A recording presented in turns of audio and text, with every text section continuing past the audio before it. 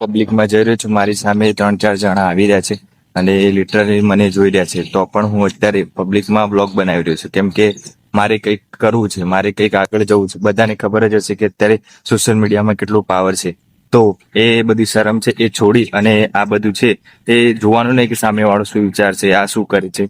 આપણે આપણું કામ કરતું રહેવાનું. એકવાર તમે અઠવાડિયું પ્રેક્ટિસ કરશો આવી રીતે, તો ઓટોમેટિક તમારું છે એ કોન્ફિડન્સ આવી જશે અને જે બીક છે એ નીકળી જશે. તો પબ્લિકમાં બ્લોગ કરવું હોય તો બહુ થોડું કોન્ફિડન્સથી બોલવાનું, બીજું કંઈ નહીં. એ સામેવાળો જે વિચારે આપણે છે એ આગળ ગ્રોથ થવું હોય તો આપણે આ રીતના પ્રેક્ટિસ કરતું રહેવાનું. મિત્રો, અત્યારે મારો હવે જમવાનો ટાઈમ થયો છે, તો હવે વિધાનસભાની જે કેન્ટીન છે ત્યાં જમવા જઉં છું.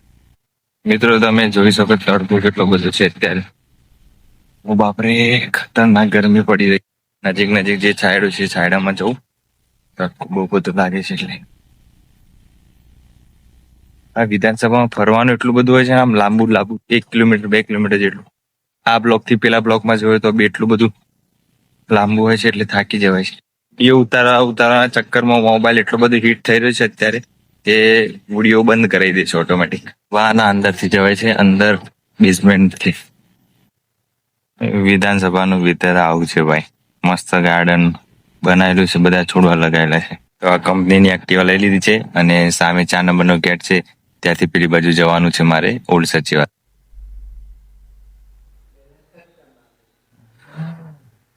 આયરું છે ઓલ્ડ સચિવાલય છે, એકદમ લાલ બિલ્ડિંગ છે. અહીંયા પેલા ઓલ્ડ સચિવાલયમાં બધું કામ થતું હતું. ભાઈ, મને આ ઝાડ છે એ બહુ ખતરનાક ગમ્યું છે. આના ઉપર બધું લાગ્યું છે, પણ આ શેનું ઝાડ છે મને ખબર નથી. તો તમને બધાને કોઈને ખબર હોય તો કોમેન્ટ કરીને જણાવજો કે આ શેનું ઝાડ છે. મિત્રો, તમે માનશો નહીં, સચિવાલયના રોડ એવા એકદમ મસ્ત ચોખ્ખા છે, તમે જોઈ શકો છો.